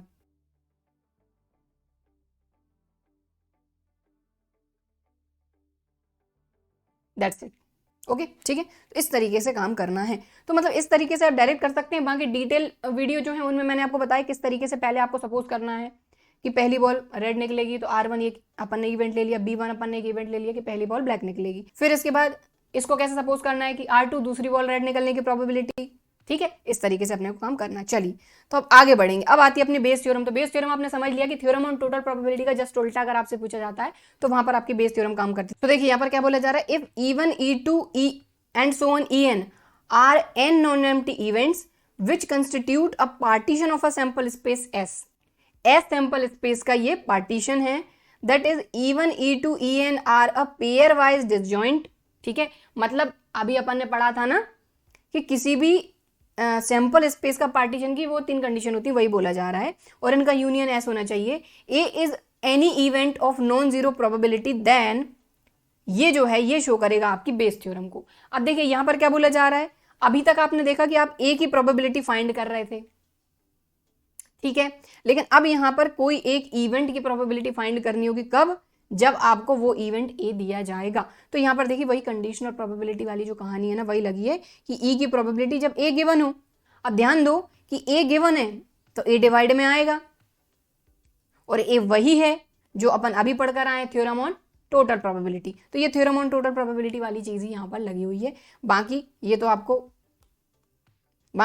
पता ही है कि ई की प्रोबेबिलिटी और ए की प्रोबेबिलिटी जब ई ऑलरेडी अकर्ड, सिंपल सी चीज है। तो एग्जाम्पल करते हैं, वो बेटर है। तो ये फॉर्मूला आप देख ही रहे हैं। ओके चलो सो एग्जाम्पल करेंगे। सो यहाँ पर क्या बोला जा रहा है, अ bag contains 4 red 4 black, another bag contains 2 red 6 black. मतलब यहाँ पर भी 2 बैग हैं, one of 2 bags is selected and random. दोनों बैग में से एक बैग रैंडमली हमने सेलेक्ट करा और बॉल निकाली हमने, और जो बॉल है वो रेड निकली।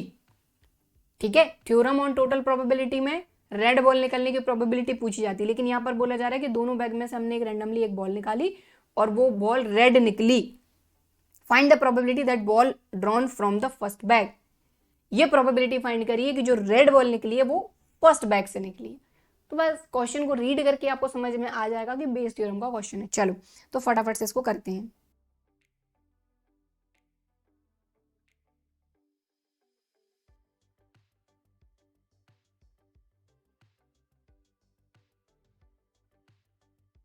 सो यहाँ पर देखिए हमने इस तरीके से एक सबसे पहले तौर पर आप ट्री डायग्राम बनाइए, उससे सारी चीजें क्लियर हो जाएंगी। 2 बैग है अपने पास, अब दोनों बैग में से एक बैग सिलेक्ट हुआ, तो सीधी सी बात है बैग 1 सेलेक्ट होने की प्रोबेबिलिटी, बैग 2 सेलेक्ट होने की प्रोबेबिलिटी। तो यहाँ पर प्रोबेबिलिटी ऑफ बैग 1 और यहाँ पर प्रोबेबिलिटी ऑफ बैग 2, अब दोनों ही तो बैग हैं तो टोटल प्रोबेबिलिटी 1 हो जाएगी, दोनों की हाफ हाफ।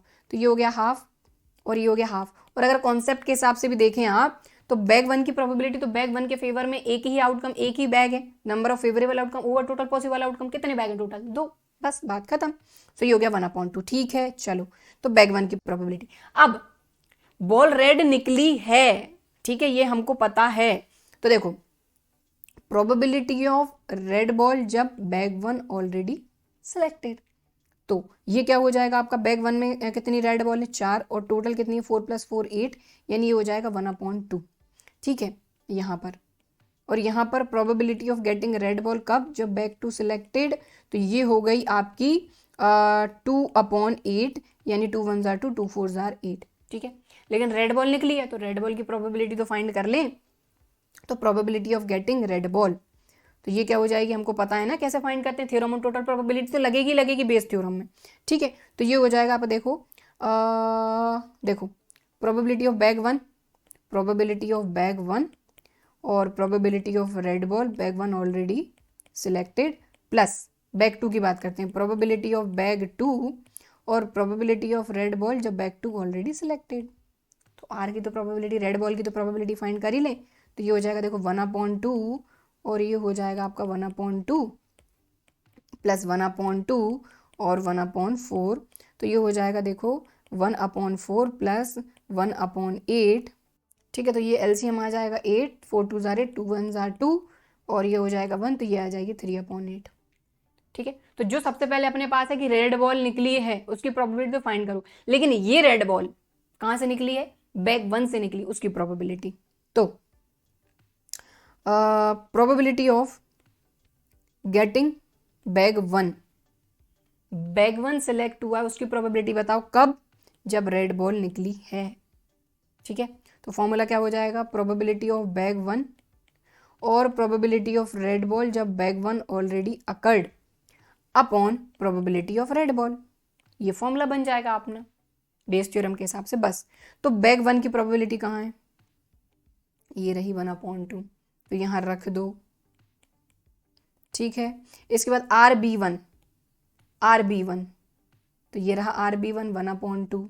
ठीक है, तो ये हो जाएगा आपका 1/2 अपॉन रेड बॉल निकलने की प्रोबेबिलिटी 3/8 फाइंड करी थी, सो यहाँ पर लिख दो आप 3/8। तो ये क्या हो जाएगा 1/4 अपॉन 3/8, 4 2 जार 8, तो ये हो जाएगा आपका 2/3, 2 पर चले जाएगा, राइट। तो ये हो जाएगा 2/3। इस तरीके से हमने बैग 1 सेलेक्ट होने की प्रोबेबिलिटी फाइंड करी जब रेड बॉल ऑलरेडी हमने निकाली बैग 1 से। ठीक है, समझ में आ गई बात? तो इस तरीके से करना है। बाकी डिटेल वीडियो में मैंने सारी चीजें आपको बताई किस तरीके से इन क्वेश्चंस को प्रॉपर वे में करना है। ठीक है, चलिए अब आगे चलेंगे। यहाँ पर अब आगे क्या है, random variable and it's probability distribution. तो प्रोबेबिलिटी डिस्ट्रीब्यूशन पे बाद में जाएंगे, पहले रैंडम वेरिएबल समझ लेते हैं। तो देखिए रैंडम वेरिएबल नाम से क्लियर हो रहा है कि कुछ ना कुछ वेरिएबल वैल्यू है, मतलब इसकी वैल्यू चेंज होगी। तो डेफिनेशन से समझते हैं, और random variable is a real valued function. Real valued function क्या होता है पता होनी चाहिए अपने को, कि उसमें आप कोई भी वैल्यू रख रहे हो वो आपको एक रियल नंबर देगा। समझ गए बात को? रियल वैल्यूड फंक्शन क्या होता है कि अगर उस फंक्शन में, मतलब फंक्शन है आपका ये, तो उसके अंदर आप कोई वैल्यू रखोगे वो आपको एक वैल्यू देगा, लेकिन वो रहेगी आपकी रियल नंबर। ठीक है, whose domain is a sample space of a random experiment. देखो यहाँ पर भी सैंपल स्पेस रैंडम एक्सपेरिमेंट आ गया। बेस्ट तरीका समझने का क्या है, सबसे पहले अपन एक रैंडम एक्सपेरिमेंट करते हैं, वही टॉसिंग अ कॉइन 2 टाइम या फिर टॉसिंग 2 कॉइन्स।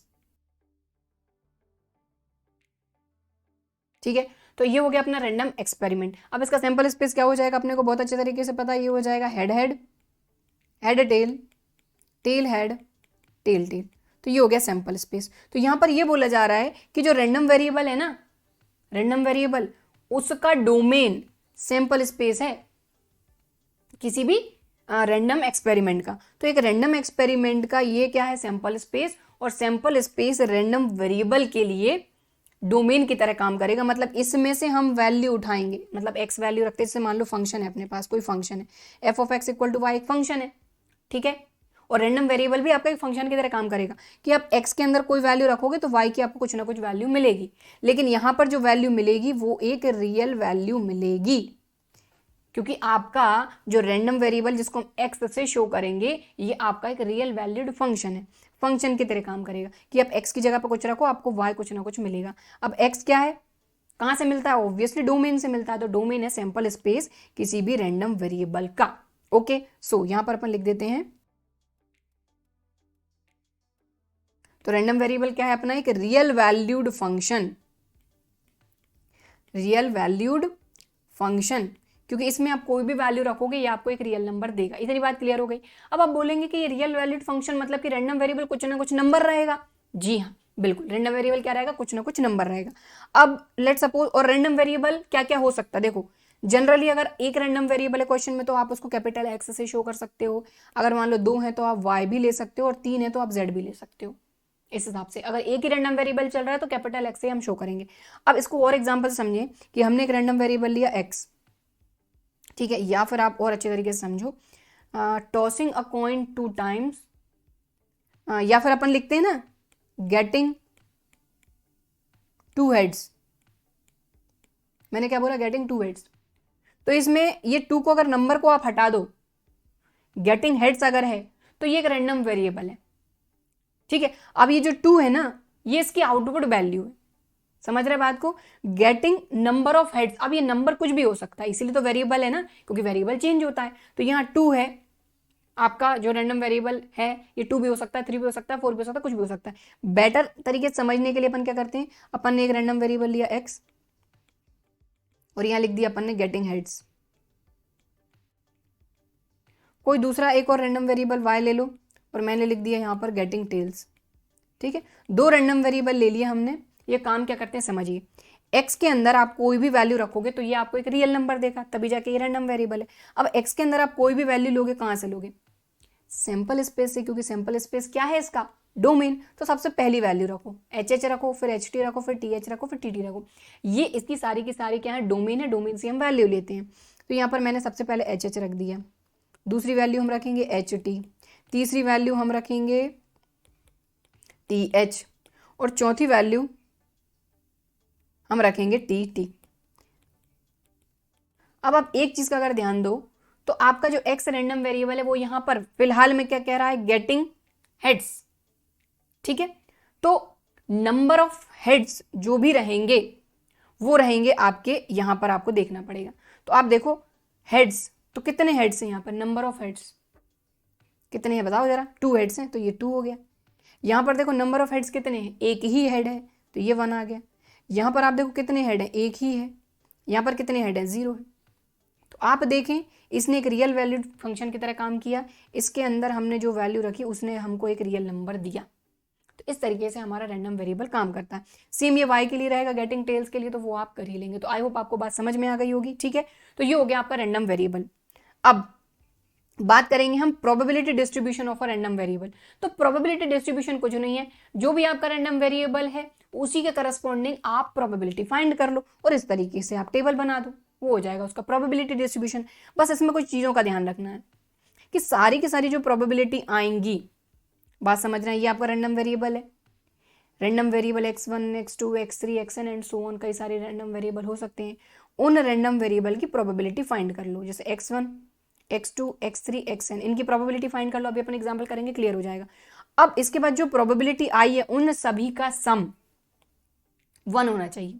जैसे यहाँ पर 3 प्रोबेबिलिटी अपन ने फाइंड करी 3 रैंडम वेरिएबल के हिसाब से, तो ये तीनों प्रोबेबिलिटी का सम क्या होना चाहिए, 1, ठीक है। और इसके बाद कोई भी प्रोबेबिलिटी आपकी 0 से बड़ी होनी चाहिए, हमेशा नेगेटिव नहीं होगी। Okay, clear. चलिए, तो हमने रैंडम वेरिएबल समझ लिया, प्रोबेबिलिटी डिस्ट्रीब्यूशन समझ लिया। अब एग्जांपल करेंगे, सारी चीजें क्लियर हो जाएंगी। चलो, सो यहाँ पर हमने एक एग्जांपल लिया। एग्जांपल में क्या बोला जा रहा है, 2 cards are drawn successively with replacement from a well shuffle deck of 52 card. देखो यहाँ पर एक के बाद एक हम 2 कार्ड निकाल रहे हैं, 52 कार्ड का एक पूरा का पूरा डेक है, ठीक है। उसमें से हम 2 कार्ड निकाल रहे हैं विद रिप्लेसमेंट, मतलब एक कार्ड निकाला वापस रख दिया, दूसरा कार्ड निकाला वापस रख दिया, इस तरीके से। मतलब टोटल कार्ड में कोई दिक्कत नहीं है, मतलब सीधी सी बात है, इंडिपेंडेंट इवेंट्स हैं।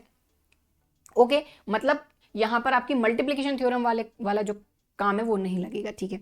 इसके बाद बोला जा रहा है find the probability distribution of the number of aces. तो अभी हमने क्या बताया, प्रोबेबिलिटी किसकी फाइंड कर रहे हैं हम, नंबर ऑफ एसेस की। तो सबसे पहला काम है आपका रैंडम वेरिएबल पहचानना।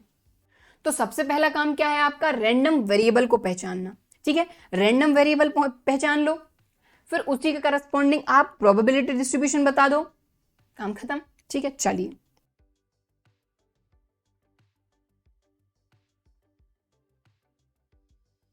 सो रैंडम वेरिएबल क्या है हमारा, नंबर ऑफ एसेस, ठीक है। और दो कार्ड हम निकाल रहे हैं, तो ध्यान दो हमको दो कार्ड उठाने हैं, ठीक है, और नंबर ऑफ एसेस बताने। अब सीधी सी बात है कि यहां पर अगर आपको थोड़ा सा कॉमन सेंस से काम लेना होगा कि नंबर ऑफ एसेस चाहिए अपने को, समझ रहे बात को, और दो कार्ड हम निकाल रहे हैं, तो ध्यान देना एक बात, हो सकता है कि पहला कार्ड आपने निकाला, पहला कार्ड निकाला वो एस ना निकले, तो वो हो जाएगा नॉन एस, और हो सकता है दूसरा कार्ड एस निकल जाए।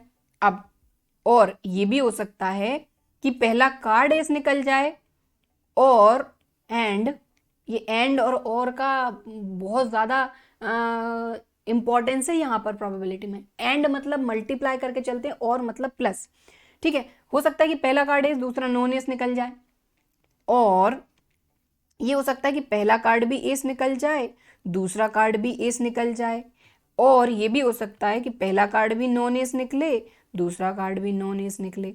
तो ये सारी कंडीशन हो सकती है, क्योंकि एस के बारे में बोला जा रहा है स्पेसिफिक होके कि 52 कार्ड है, उनमें से हम एक के बाद एक दो कार्ड निकाल रहे हैं, तो नंबर ऑफ एसेस की जो प्रोबेबिलिटी डिस्ट्रीब्यूशन है वो बताना है। तो इस क्वेश्चन में आप रैंडम वेरिएबल को भी समझ जाओगे, प्रोबेबिलिटी डिस्ट्रीब्यूशन को भी समझ जाओगे। देखो तो यहां पर आप एक चीज देखो कि नंबर ऑफ एसेस जो है वही आपका रैंडम वेरिएबल है।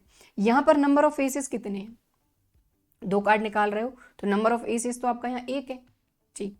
यहां पर अगर आप देखो तो दो कार्ड आपने निकाले, दोनों कार्ड में से नंबर ऑफ एसेस भी यहां पर भी एक है। आपने दो कार्ड निकाले, दो कार्ड में से दोनों कार्ड एस हैं, यानी नंबर ऑफ एसेस 2 हैं। और यहां पर अगर बात करो, आप दो कार्ड आपने निकाले हैं तो दोनों ही कार्ड एस नहीं है, मतलब 0 है।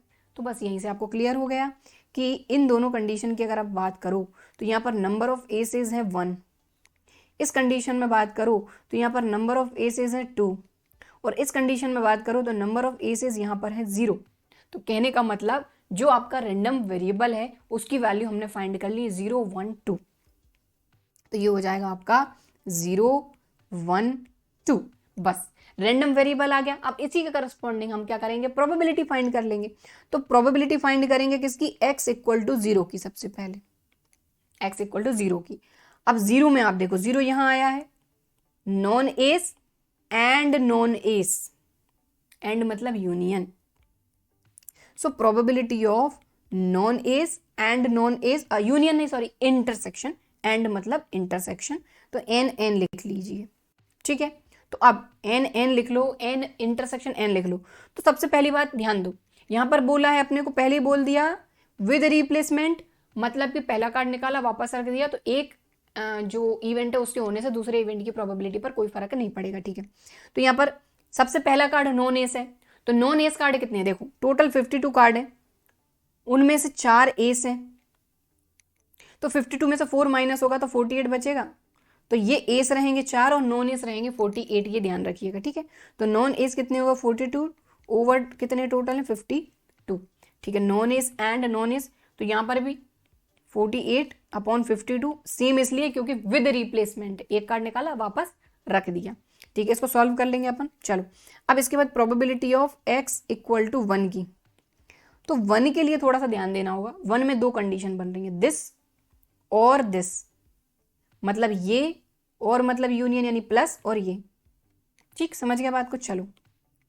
तो यहां आ जाएगा, देखो ध्यान देना, probability of non S S और probability of S non S, और मतलब बीच में प्लस लगेगा, ठीक है।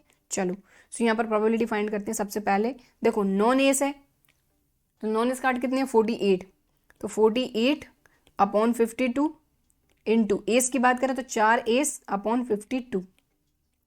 अब देखो ध्यान दो, यहाँ और है मतलब यूनियन, मतलब कि प्लस। अब यहाँ पर एस नॉन एस, तो एस के लिए टोटल फेवरेबल आउटकम 4 अपॉन 52, उन्होंने इसके लिए 48/52, तो ये हो जाएगा 4/52 इंटू 48/52, इसको सॉल्व कर लेंगे। अब probability of x equal to 2, ये हमारे रैंडम वेरिएबल की प्रोबेबिलिटी फाइंड कर रहे हैं। तो 2 की अगर बात करें तो एस एंड एस मतलब ए इंटरसेक्शन ए, तो प्रोबेबिलिटी ऑफ ए, तो ये हो जाएगा, देखो एस कितने हैं अपने पास 4/52, यहाँ पर भी 4/52, तो ये हो जाएगा 1/169, ये हो जाएगा आपका, ये हो जाएगा आपका, ठीक है। तो ये हमने प्रोबेबिलिटी फाइंड कर ली, ठीक है। अब प्रोबेबिलिटी डिस्ट्रीब्यूशन बोला था हमसे, सिंपली बोला था, तो बस टेबल बना दो, काम खत्म, ठीक है।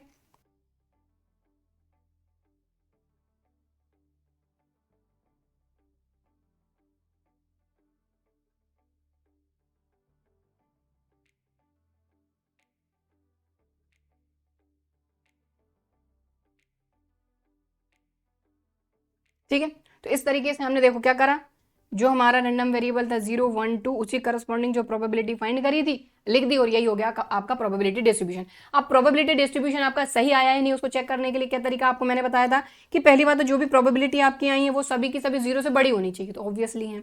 दूसरी चीज क्या कि सारी की सारी प्रोबेबिलिटी का जब आप सम करोगे तो वो 1 आना चाहिए, तो आप अगर इनको ऐड करो, देखो आप ऐड करो 144/169 प्लस 24/169 प्लस 1/169, तो इन सभी को ऐड करोगे तो ये आ जाएगा 169/169, जो कि आ जाएगा आपका 1। मतलब जो भी प्रोबेबिलिटी डिस्ट्रीब्यूशन आपने फाइंड किया है यहाँ पर ये एकदम करेक्ट है, और अगर 1 नहीं आती है सारी की सारी प्रोबेबिलिटी का सम, मतलब ऑब्वियसली गड़बड़ है, ठीक है। चलिए आगे बढ़ेंगे अपन। अब बारी आती है अपनी mean of a random variable. तो देखिए mean of a random variable मतलब कि देखिए सबसे पहली चीज तो कि आपको यहां पर रैंडम वेरिएबल पता होना चाहिए, प्रोबेबिलिटी डिस्ट्रीब्यूशन आना चाहिए, तभी जाके आप रैंडम वेरिएबल का मीन फाइंड कर सकते हो। तो यहां पर क्या है, कुछ भी नहीं है, सिंपल इस तरीके से आपका सबसे पहले तो आपके पास रैंडम वेरिएबल उसकी प्रोबेबिलिटी पता होनी चाहिए, ठीक है। तो लेट सपोज कि हमारे पास रैंडम वेरिएबल यहाँ पर हमारा x1 है, यहाँ पर x2 है, यहाँ पर x3 है, और इसकी प्रोबेबिलिटी ये हो गई px1, ये हो गई px2 और ये हो गई px3, राइट, ठीक है। और अगर आपको मीन फाइंड करना है तो मीन फाइंड करने, और एक चीज का ध्यान रखें कि कभी भी क्वेश्चन में डायरेक्ट हो सकता है कि मीन ना बोला जाए, mean of random variable, expectation of x भी बोला जा सकता है, और मीन को हम म्यू से भी शो करते हैं, ठीक है। तो मीन बोला जाए तब तो सीधी सी बात है, आपको क्लियर हो जाएगा, लेकिन एक्सपेक्टेशन ऑफ एक्स बोला जाए तब भी आपको समझ जाना है कि यहाँ पर हमको मीन फाइंड करना है। इसमें सिंपल कुछ भी नहीं है, आपका ये रैंडम वेरिएबल और उसी के करस्पॉन्डिंग प्रोबेबिलिटी, इन दोनों का मल्टीप्लाई प्लस इन दोनों का मल्टीप्लाई प्लस इन दोनों का मल्टीप्लाई, और आपका मिल जाएगा मीन। तो यहां हो जाएगा x1 px1 plus x2 px2 plus x3 px3, और इसी को आप लिख देंगे summation xi pxi where i equal to 1 to n, ठीक है, समझ गए। तो बस ये पूरा अपना म्यू से आप मीन को शो करते हैं, और इसी को हम कहते हैं एक्सपेक्टेशन ऑफ एक्स। एग्जाम्पल लेंगे, सारी चीज क्लियर होगी। चलिए सो यहाँ पर हमने एक एग्जाम्पल लिया, एग्जाम्पल में बोला जा रहा है 2 कार्ड्स आर ड्रॉन साइमल्टेनियसली मतलब एक साथ 2 कार्ड हमने निकाले, या फिर हम कह सकते हैं सक्सेसिवली विदाउट रिप्लेसमेंट, मतलब एक के बाद एक निकाले लेकिन उनको वापस नहीं रखा, यानी एक कार्ड निकाला तो रख लिया अपने पास, फिर दूसरा निकाला, तो ऑब्वियसली जब दूसरा कार्ड आप निकाल रहे हो तो दूसरे कार्ड की प्रोबेबिलिटी जब भी आप फाइंड करोगे तो टोटल कार्ड में एक कार्ड ऑलरेडी कम हो चुका है, ठीक है। मतलब मल्टीप्लिकेशन थ्योरम ऑन प्रोबेबिलिटी वाला कॉन्सेप्ट यहां पर लगेगा। इससे पहले अभी हमने प्रोबेबिलिटी डिस्ट्रीब्यूशन वाला क्वेश्चन किया था तो उसमें क्या बोला गया था, विद रिप्लेसमेंट, ठीक है। तो मतलब कोई चेंज नहीं आया, लेकिन अब यहां पर विदाउट रिप्लेसमेंट मतलब कि ऑब्वियसली एक कार्ड के निकलने से दूसरे कार्ड की प्रोबेबिलिटी पर फर्क पड़ेगा। चलो सो करते हैं इसको। सो यहां पर क्या बोला जा रहा है, 2 कार्ड्स आर ड्रॉन साइमल्टेनियसली और successively without replacement from a well shuffled pack of 52 card, find the mean of the number of Kings. अब देखो मीन किसका फाइंड करना है, नंबर ऑफ किंग्स का, और यही जो नंबर ऑफ किंग्स है यही हो जाएगा आपका रैंडम वेरिएबल। तो सबसे पहले आपका काम है रैंडम वेरिएबल फाइंड करना। रैंडम वेरिएबल पता चल जाएगा तो आप प्रोबेबिलिटी डिस्ट्रीब्यूशन फाइंड कर लेंगे, जब इसकी टेबल बन जाएगी तो इससे आप मीन तो फाइंड कर ही लेंगे, ठीक है। चलिए सो यहां पर आपका रैंडम वेरिएबल क्या हो जाएगा, नंबर ऑफ किंग्स।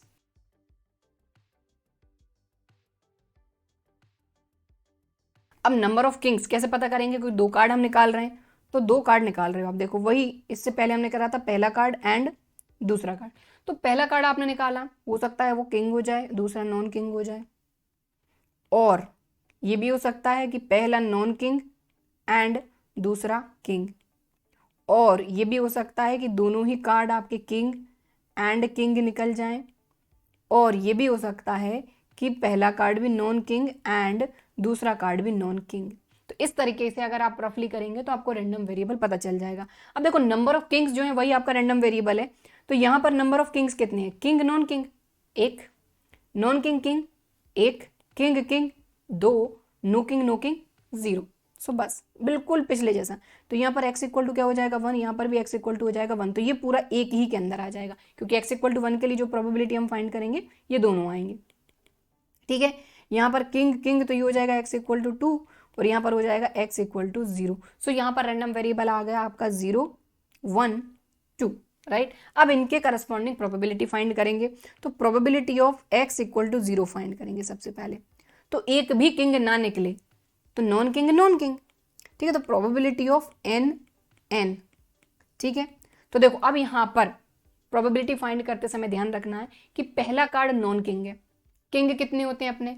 4, बचे हुए कार्ड कितने हो गए? 48, ओवर टोटल पॉसिबल आउटकम 52। अब ध्यान दीजिए, यहां पर बोला जा रहा है सक्सेसिवली विदाउट रिप्लेसमेंट, मतलब पहला कार्ड आपने निकाला तो वापस नहीं रखा, मतलब दूसरा कार्ड निकालने के लिए आपके पास सिर्फ 51 कार्ड ही बचेंगे। समझ गए बात को? तो यहां पर विदाउट रिप्लेसमेंट से इतनी सारी चीजें चेंज हो सकती हैं, और इससे आपका क्वेश्चन भी गलत हो सकता है, इसलिए हमेशा क्वेश्चन को अच्छे से पढ़ना है, ठीक है। और नॉन किंग है दूसरा भी, तो 48 में से एक कम हो जाएगा 47। समझ गए बात को? चलो इसको सॉल्व करेंगे अब बाद में। अब probability of x equal to 1 के लिए प्रोबेबिलिटी फाइंड करना है, तो 1 के तो 2 केस बन रहे हैं, दिस और मतलब प्लस। तो probability of king no king और probability of no king king. तो यहां पर फिर से वही कहानी, पहला कार्ड किंग, समझ रहे हैं, पहला कार्ड किंग, किंग कितने अपने पास? 4, टोटल पॉसिबल आउटकम 52। अब दूसरा कार्ड निकाल रहे हैं विदाउट रिप्लेसमेंट है, तो दूसरे कार्ड के लिए सिर्फ आपके पास बचेंगे 51 कार्ड, ठीक है। अब दूसरा कार्ड आप नो किंग निकाल रहे हो, पहला किंग निकाला है, ठीक है, और दूसरा आप नो किंग निकाल रहे हो, तो नो किंग कितने किंग के अलावा? ऑब्वियसली 48, ये आ गया 48, और मतलब प्लस लगा दो। अब यहाँ पर नो किंग की बात करेंगे तो नो किंग है 48 अपॉन 52 इंटू किंग कितने अपने 4 और अपॉन में 51। तो अब आप ये ना सोचें कि इस क्वेश्चन में अपन ने 48 में से 47 एक कम कर दिया, तो भाई दोनों ही नॉन किंग थे, तो एक नॉन किंग तो पहले ही आ गया ना, तो ये किंग के नो किंग के लिए एक कम बचेगा ना। यहाँ पर ये किंग था तो किंग के 4 ही हैं और नो किंग के 48 ही हैं, अलग अलग है ना, बस इसको सॉल्व कर लेंगे। चलो अब probability of x equal to 2 पर चलते हैं। तो यहाँ पर प्रोबेबिलिटी ऑफ किंग किंग, तो देखो अब पहला कार्ड निकाल रहे हैं किंग का, तो obviously favourable outcome over total possible outcome, लेकिन पहला कार्ड ऑलरेडी किंग निकल चुका है, मतलब एक कार्ड किंग का खत्म हो गया, तो बचे हुए 3 बचेंगे किंग के, और बचे हुए कार्ड 50 बन रहे हैं क्योंकि पहला कार्ड ऑलरेडी निकल चुका है। चलिए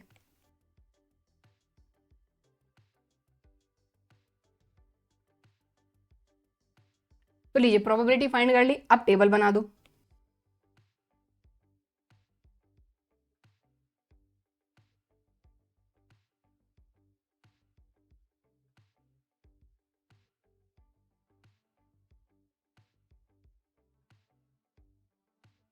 तो लीजिए ये आ गया आपका प्रोबेबिलिटी डिस्ट्रीब्यूशन, ठीक है। अब हमको तो मेन क्या करना है? मीन फाइंड करना है, तो यहां पर लिखेंगे मीन, जिसको हम म्यू से शो करते हैं। ये क्या हो जाएगा? देखो 0 into 188 upon 221 plus 1 into 32 upon 221 plus 2 into 1 upon 221, ठीक। मीन यही था हमारा, इन दोनों का मल्टीप्लाई प्लस इन दोनों का मल्टीप्लाई प्लस इन दोनों का मल्टीप्लाई, बस।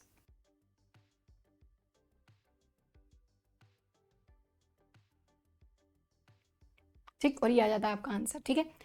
तो आपके सिलेबस में 2022-23 के सिलेबस में जितना था उसी हिसाब से हमने इस वन शॉट को कवर किया है, ठीक है। तो सारे कॉन्सेप्ट हमने कवर किए और उन पर कुछ कुछ छोटे छोटे एग्जाम्पल हमने कवर किए ताकि कॉन्सेप्ट आपको समझ में आ जाए।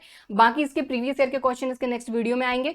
सो आई होप कि वीडियो आपको पसंद आया होगा। वीडियो पसंद आया है तो लाइक शेयर जरूर करना है और चैनल को अगर अभी तक सब्सक्राइब नहीं किया है तो सब्सक्राइब जरूर करना है। तो चलिए फिर मिलते हैं अगले वीडियो में, तब तक के लिए बाय एंड थैंक यू।